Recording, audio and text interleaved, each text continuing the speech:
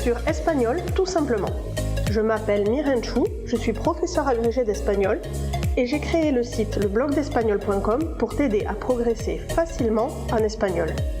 Si tu es à la recherche de ressources, d'astuces et de stratégies pour simplifier ton apprentissage et accélérer tes résultats, tu es au bon endroit. Dans ce podcast, je partage avec toi des outils précis et concrets pour t'aider à atteindre tes objectifs en espagnol dans la joie et la bonne humeur. Alors, installe-toi confortablement et c'est parti pour l'épisode du jour.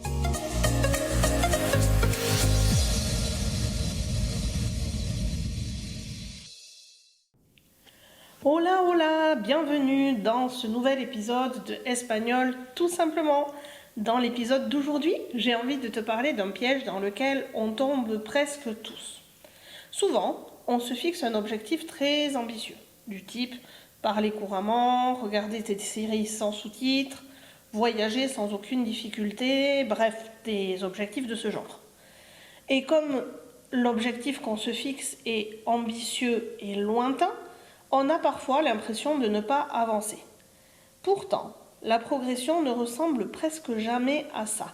Elle est beaucoup plus discrète et elle se cache dans une multitude de petites victoires que l'on oublie souvent de remarquer. C'est pour ça que dans mes contenus, et particulièrement dans le livret que tu peux charger gratuitement sur la page d'accueil du blog d'espagnol, leblogdespagnol.com, je t'explique que pour être efficace, il faut que tes objectifs soient SMART et surtout qu'ils soient sous-divisés en sous-objectifs. Si tu veux en savoir plus, n'hésite pas à aller sur le blog, leblogdespagnol.com. Tu vas pouvoir télécharger gratuitement ce livret qui va t'aider notamment, entre autres, à élaborer tes objectifs. Ces petits sous-objectifs sont tout aussi importants que ton objectif final. Et aujourd'hui, c'est de ça que j'ai envie de te parler. Ces petites victoires qu'on oublie trop souvent de remarquer. J'aimerais t'en partager quelques-unes, parce que si tu t'y reconnais, ce sera peut-être le signe que tu progresses déjà beaucoup plus que tu ne l'imagines. La première victoire, c'est par exemple le premier jour où tu comprends une phrase entière sans la traduire. Souvent, tu n'y prêteras même pas attention, et pourtant, ton cerveau vient de franchir un cap, puisque pendant quelques secondes, il est passé directement de l'espagnol au sens, sans faire d'aller-retour par le français. Et ça, c'est déjà extraordinaire. Une deuxième petite victoire, ça peut être par exemple lorsque tu regardes une vidéo ou tu écoutes un podcast en espagnol et que tu comprends le sujet général, même si certains mots t'échappent encore. On a vu plusieurs fois, et notamment la semaine dernière, que l'idéal ce n'est pas de tout comprendre si on veut progresser. Généralement, je conseille aux apprenants de choisir des supports, des vidéos, des audios, dont ils comprennent à peu près 80%. Ça permet à la fois de ne pas être noyé, mais aussi d'avoir une marge de progression et d'apprendre vraiment des choses. Au début, bien sûr, cela peut être frustrant de ne pas tout comprendre, mais un jour, tu réalises que tu suis l'histoire, que tu comprends qui parle, que tu comprends ce qui se passe, et finalement, les quelques mots inconnus ne t'empêchent plus de profiter du contenu. Et ça, c'est une immense victoire que beaucoup d'apprenants oublient de marquer, de constater et évidemment de célébrer.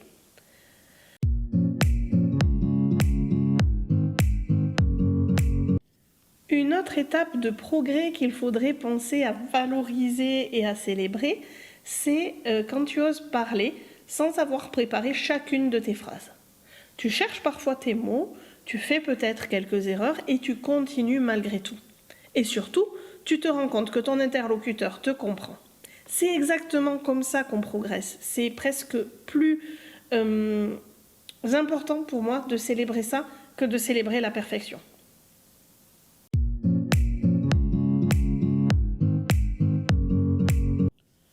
Une autre petite avancée que j'aime beaucoup, c'est lorsque tu entends un mot espagnol et que tu te dis « Tiens, je connais déjà ce mot ». Ça peut arriver dans une chanson, dans une série, au restaurant ou même en vacances. Ce petit moment qui dure à peine quelques secondes, mais qui montre que ton vocabulaire est en train de s'installer durablement. Ici, je te donne l'exemple d'un mot si tu es débutant, mais si tu es plus avancé, ça peut être une expression idiomatique que tu as identifiée et reconnue et pas prise au sens littéral, ou une expression très orale qu'on ne trouve pas forcément dans les manuels scolaires. Quoi qu'il en soit, ce que je veux te dire ici, c'est qu'il faut être actif dans ton apprentissage de la langue et essayer de voir aussi le positif, ce que tu sais faire et que tu ne savais pas faire il y a quelques mois ou quelques semaines.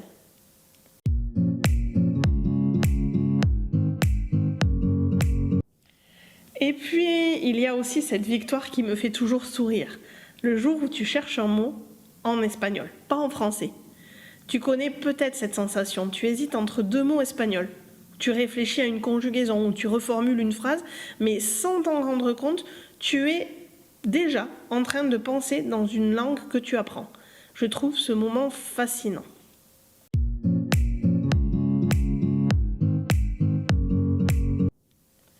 Enfin, il existe une dernière victoire dont on parle très peu et qui pour moi devrait être la première, la plus importante. C'est ce jour où tu prends simplement plaisir à apprendre. Tu n'ouvres plus ton cahier uniquement parce qu'il faut, tu écoutes un podcast par curiosité, tu regardes une vidéo en espagnol parce que le sujet t'intéresse, tu lis un article sans avoir l'impression de travailler. À mes yeux, ça c'est probablement l'un des plus beaux tournants de l'apprentissage de la langue espagnole. Parce qu'à partir de là, la motivation ne dépend plus uniquement de ton objectif. Elle vient aussi du plaisir que tu trouves sur le chemin et ça change énormément de choses.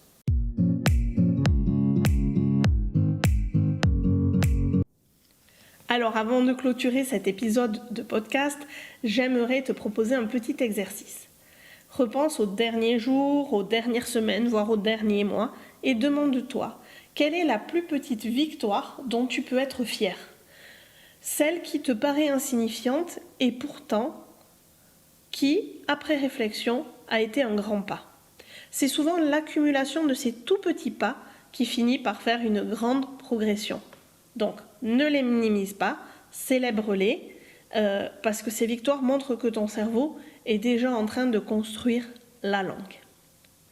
Je te remercie d'avoir passé ce temps avec moi et si jamais tu veux aller plus loin, cette semaine j'ai publié un article un peu particulier sur le blog. J'y raconte les choses que je n'osais pas faire lorsque j'étais étudiante et que je referai complètement différemment aujourd'hui. Tu y retrouveras d'autres anecdotes, des conseils très concrets, plusieurs erreurs dans lesquelles tu te reconnaîtras peut-être. Tu trouveras le lien dans la description de cet épisode.